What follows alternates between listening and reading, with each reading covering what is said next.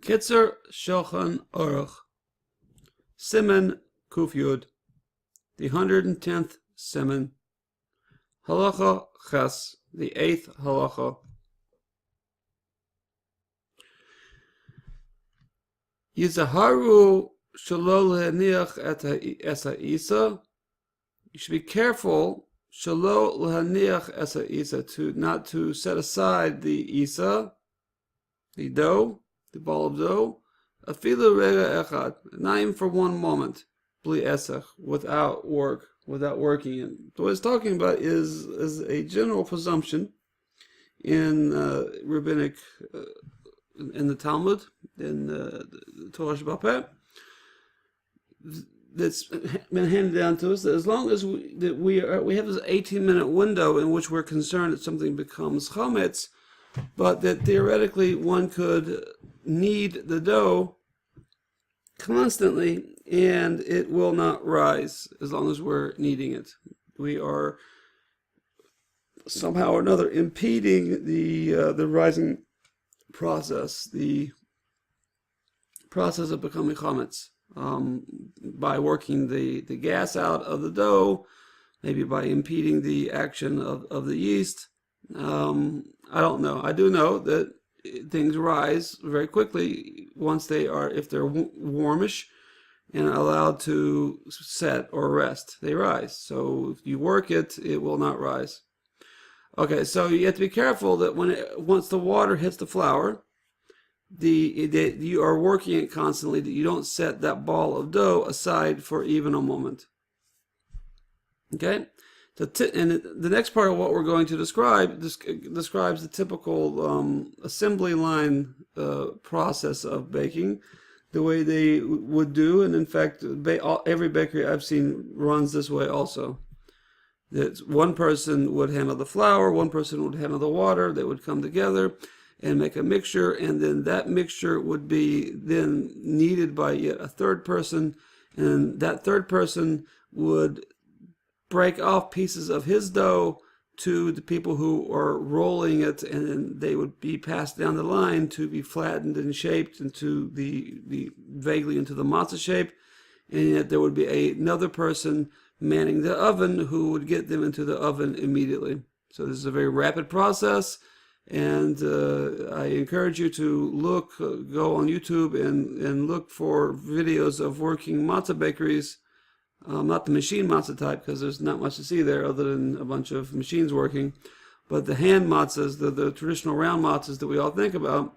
Go see what one of those bakeries looks like, or better yet, if you have a chance, visit one, or especially if you have a chance, talk to your rabbi and perhaps your shul, if you're in a vicinity close to a bakery, has a chabura, has a group of people going to bake. That's a well-known custom, and many shuls, many synagogues partake in this. So ask your rabbi, maybe you're not aware of it, maybe there's a group of people going to bake, and you can partake in this experience, the hustle and bustle, the excitement of the season. Okay, fine. So that's enough of me gabbing. Let's get back to the halacha. Umiyad, and immediately, kisha nigmara, whenever the person completes, whenever the person completes ha'isa, the dough, the person who's kneading it knows the texture that it needs to be. What does he do? Yechalcha kula lehamagaglim. He divides it out completely to the magaglim, to the people who are going to roll it. So he makes little balls, and he would pass it over to people with the rolling pins, with the dowels that I spoke about, and he would roll it out, and they would roll it. They would pass it down to the next, and it would go from being a ball. And as it got down the line, closer to the bakery, to the oven, it would take on more and more of the matzah shape that we all know. V'alkein, and therefore, yesh le'hashkiach, there is to be guardful, to be mindful. Shalola also se'isa gadola, not to make a big dough, a big ball of dough.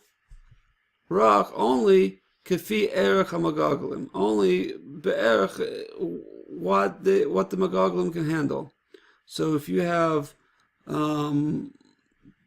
have 5 or 6 magogim, you need to make 5 or 6, enough dough that you can split your dough into 5 or 6 pieces. That way, you won't be left holding any dough that you have to constantly work. There won't be any dough left over that will be sort of the odd dough, and we would be concerned automatically that dough might be put down, or that it might not fall within this 18-minute time frame, and that it potentially could be chametz, which of course we deal with very strictly. Okay, further, ve'im nishar mina isa b'yedei hamachalech, and if any dough does, however, remain within the hands of the divider, the person who's kneading the dough and dividing it out, Yalushana, Yalushna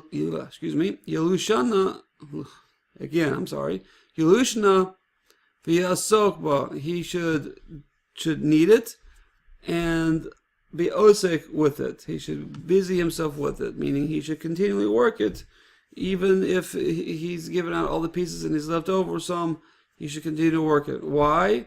Shalo tenuach, he should not let it sit afile rega bli esek. He should not let it sit for even a second, even a moment, bli esek, without it being worked. Because again, we're concerned that the clock is ticking, and the longer and longer it goes, the more and more likely it is to become chametz. And as I've mentioned numerous times, that is a very, very strict isser, a very strict prohibition in the Torah, and we are trying to avoid that problem altogether. Okay, I hope that was beneficial. We'll see you next time, the next halacha. Kol tuv, hatzlacha rabba. Keep learning.